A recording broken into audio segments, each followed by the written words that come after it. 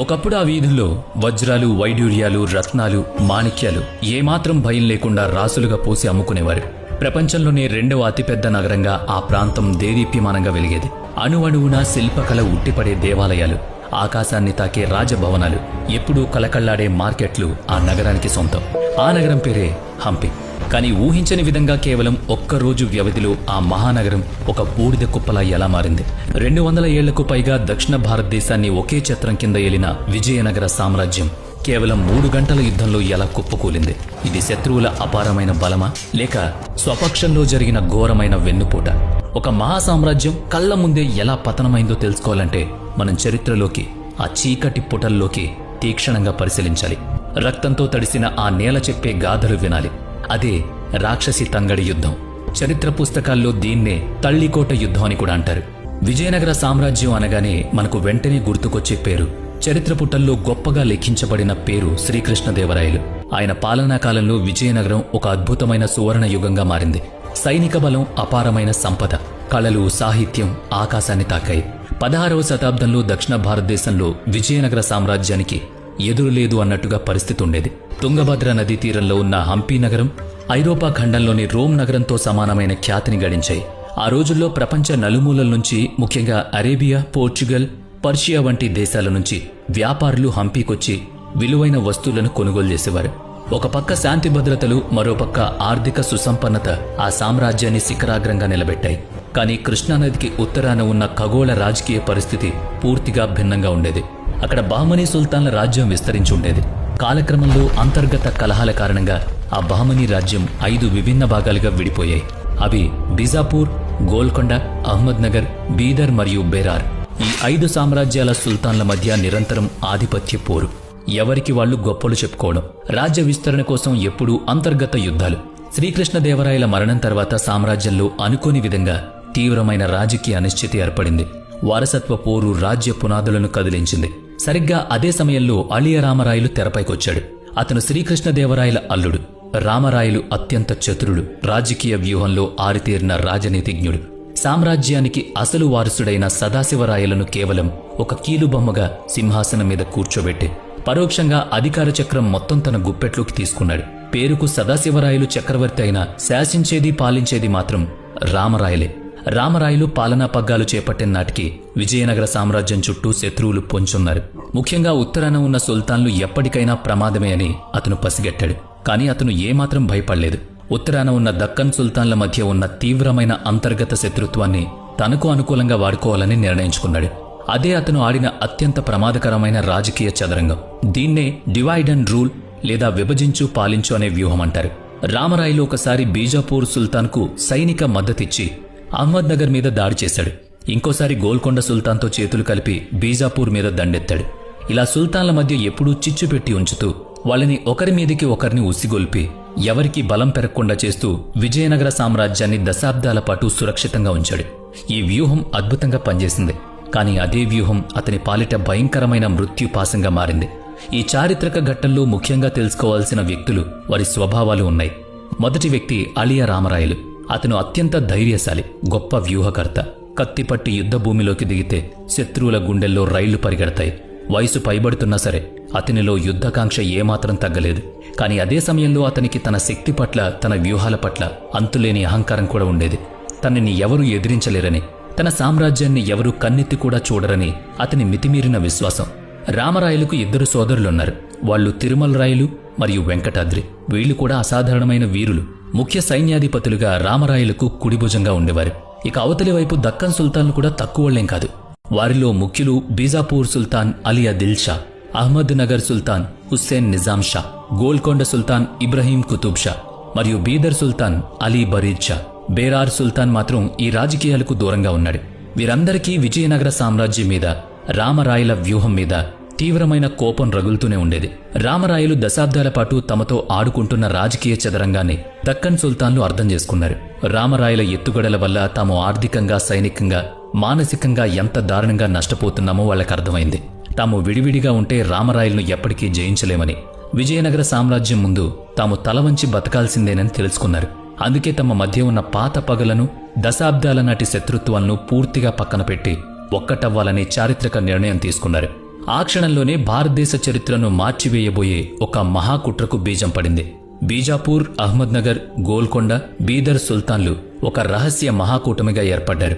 మాటలకే పరిమితం కాకుండా ఈ కూటమిని మరింత బలోపేతం చేయడానికి, రేపు యుద్ధంలో ఎవరూ వెన్నుచూపకుండా ఉండడానికి వారి మధ్య దృఢమైన వివాహ సంబంధాలు కలుపుకున్నారు. అహ్మద్నగర్ సుల్తాన్ హుస్సేన్ నిజాం షా తన 2 కుమార్తెలను బీజాపూర్ మరియు గోల్కొండ సుల్తాన్లకి ఇచ్చి ఘనంగా వివాహం చేశాడు. ఆ తర్వాత ఆ 4 సుల్తాన్లు ఖురాన్ సాక్షిగా ఒకే ఒక్క ఉమ్మడి ప్రతిజ్ఞ తీసుకున్నారు. అదేంటంటే తమ పాలిట సింహస్వప్నంగా మారిన రామరాయిల తల నరకాలి. దక్షిణ భారతదేశంలో హిందూ మతానికి పెద్ద దిక్కుగా ఉన్న విజయనగరాన్ని నామరూపం లేకుండా చెయ్యాలి. ఈ భయంకరమైన ప్రతిజ్ఞ తీసుకున్న వెంటనే సుల్తాన్లందరూ తమ మహాసైన్యాలను సమీకరించడం మొదలుపెట్టారు. తమ రాజ్యాల్లోని ప్రతి మూల నుంచి సైనికులను రప్పించారు. లక్షలాది మంది సైనికులు, వేలాది గుర్రాలు, వందలాది ఫిరంగులతో ఆ దక్కన్ సంకీర్ణ సైన్యం ఒక మహాసంద్రంలా మారిపోయింది. 1564 డిసెంబర్ నాటికి ఈ మహాసైన్యం కృష్ణానది తీరానికి చేరుకుంది. వాళ్లు నదిని దాటి విజయనగర సామ్రాజ్యంలోకి ప్రవేశించడానికి గోడౌన్ల కొద్దీ ఆయుధాలతో సిద్ధంగా ఉన్నారు. ఈ భారీ సైనిక కదలికల వార్త రామరాయలకు చేరింది. అప్పటికి అతని వయస్సు సరిగ్గా 80 ఏళ్లు. శరీరం వృద్ధాప్యానికి చేరువైనా సరే అతని కళ్లల్లో ఏమాత్రం బెరుకులేదు. బదులుగా సుల్తాన్ల దుస్సాహసానికి అతనిలో అతి విశ్వాసం రెట్టింపైంది. ఆ 4 సుల్తాన్లను, ఆ సైన్యాన్ని తనొక్కడినే సునాయాసంగా మట్టి కర్పించగలనన్న అంచనాలపై రామరాయలు యుద్ధానికి సన్నద్ధమయ్యాడు. తన సోదరులు తిరుమలరాయలు మరియు వెంకటాద్రితో కలిసి రాజధాని నుంచి ఒక మహాసైన్యాన్ని కదిలించాడు. లక్షలాది మంది పదాతి దళం, ఏలాది మదపు టేనుగులు, అపారమైన అశ్విక దళం కృష్ణానది వైపు దుమ్ము రేపుతూ వెళ్ళింది. చిట్ట చివరికి 2 మహాసైన్యాలు కృష్ణానది సమీపంలో రాక్షసి మరియు తంగిడి అనే 2 గ్రామాల మధ్య మోహరించాయి. ప్రశాంతంగా ఉన్న ఆ భౌగోళిక ప్రదేశం ఇప్పుడు ఒక రణక్షేత్రమైంది.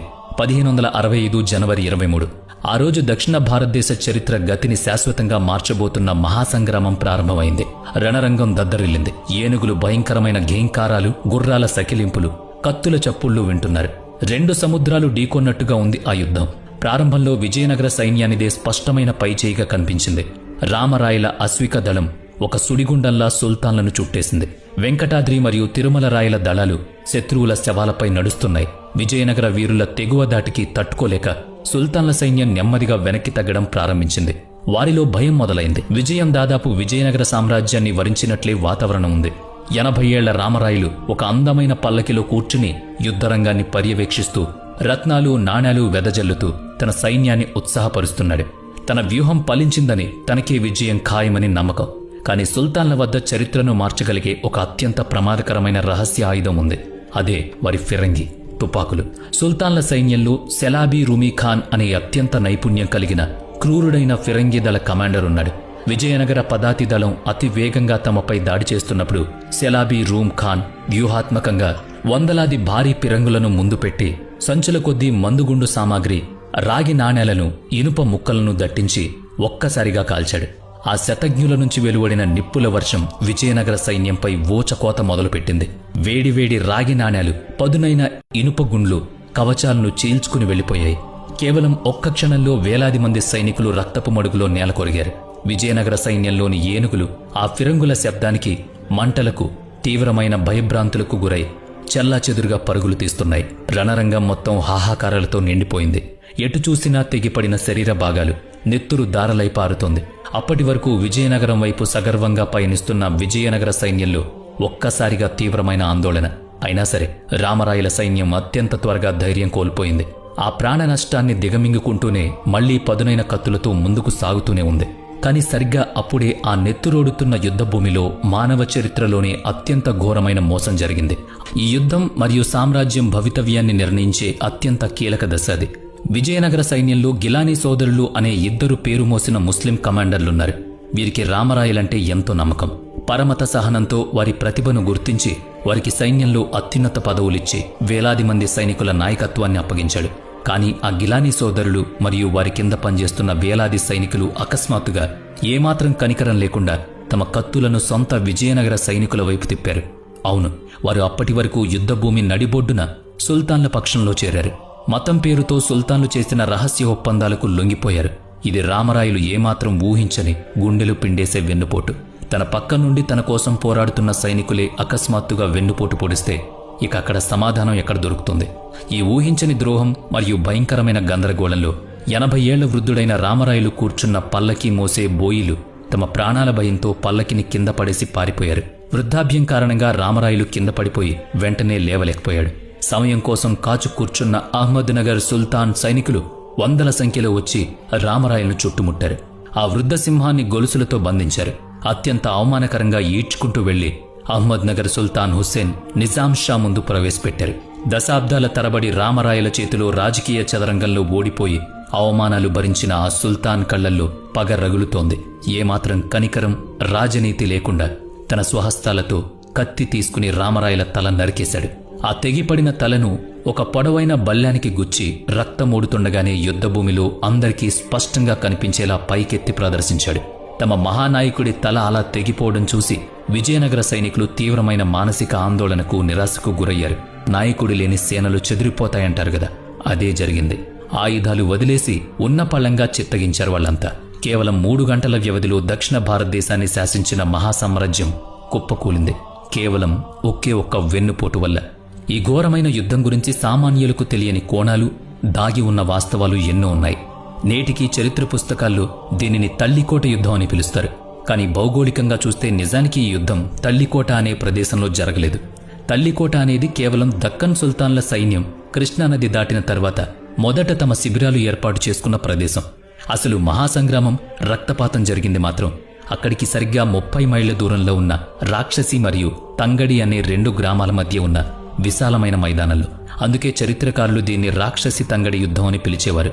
ఇక ఈ యుద్ధంలో జరిగిన మరో ఆశ్చర్యకరమైన మరియు అత్యంత బాధాకరమైన విషయం ఏంటంటే, రామరాయలు రణరంగంలో చనిపోగానే ఆ మహాసామ్రాజ్యాన్ని, ఆ రాజధానిని, అమాయకులైన ప్రజలను, వాళ్ళందరినీ కాపాడాల్సిన కనీస బాధ్యత, నైతికత అతని సోదరుడు తిరుమల రాయల మీద ఉంది. కానీ అతను ఒక వీరుడిలా పోరాడి రాజధానిని రక్షించేందుకు ప్రయత్నం ఏమాత్రం చేయలేదు. రామరాయల మరణవార్త వినగానే పిరికివాడిలా తిరుమల రాయలు యుద్ధభూమి నుంచి పిరికివాడిలా పారిపోయాడు. వెంటనే రాజకుటుంబీకులను తీసుకుని సామ్రాజ్య ఖజానాలో ఉన్న అపారమైన బంగారాన్ని, వజ్రాలను, రత్నాలను దాదాపు 550 ఏనుగుల మీద పట్టగలిగినంత మూటలు కట్టి అక్కడ్నుంచి మోసుకుపోయాడు. తర్వాత జరగబోయే మారణహోమానికి అమాయకులైన హంపీ నగర ప్రజలను, వారి కర్మానికి వాళ్ళని వదిలేశాడు. ఇది చరిత్ర పూటల్లో ఎప్పటికీ చెరిగిపోని ఒక మచ్చ. ఈ యుద్ధం మరియు దాని పరిణామాలు చరిత్రకారుల మధ్య ఇప్పటికీ అనేక తీవ్రమైన వివాదాలకు, మేధోపరమైన చర్చలకు దారితీస్తుంది. ప్రధానమైన ప్రశ్న ఏంటి అంటే, రామరాయలు ముస్లిం కమాండర్లను గుడ్డిగా నమ్మడం, అత్యున్నత సైనిక బాధ్యతలు అప్పగించడం అతని అతిపెద్ద చారిత్రక తప్పిదం ఇదేనా? మతపర సహనంతో అతను వారికి స్థానమిస్తే వాళ్ళు ఏమాత్రం కృతజ్ఞత లేకుండా అదే మతాన్ని నమ్ముకుని నట్టేట్లో ముంచారు. అలాగే దక్కన్ సుల్తాన్ల మధ్య రామరాయలు దశాబ్దాల పాటు ఆడిన డివైడ్ అండ్ రూల్ పాలిటిక్స్ అతని గొప్ప రాజనీతికి, వ్యూహానికి నిదర్శనమా, లేక అతని అహంకారానికి, పతనానికి కారణమా? శత్రువులను ఎప్పటికీ విడివిడిగా ఉంచి బలహీనపరచడానికి అతను వాడిన తంత్రం చివరికి తిరిగి అతనికే తగిలింది. యుద్ధభూమిలో విజయం సాధించిన సుల్తాన్ల సైన్యం తమ దశాబ్దాల పగను తీర్చుకోవడానికి కసిగా ఒక క్రూరమైన ఆకలితో హంపీ నగరంపై కదిలింది. సైన్యం రాకను అడ్డుకునే నాదుడు లేడు, రక్షకులు లేరు. ఆ మహానగరం 10 లక్షల మంది సుల్తాన్ల సైనికుల పైశాచిక క్రూరత్వానికి బలైపోయింది.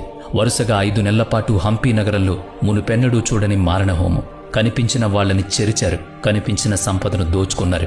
వృద్ధులు, మహిళలు, పిల్లలు అనే తేడా లేకుండా నరకటం మొదలుపెట్టారు.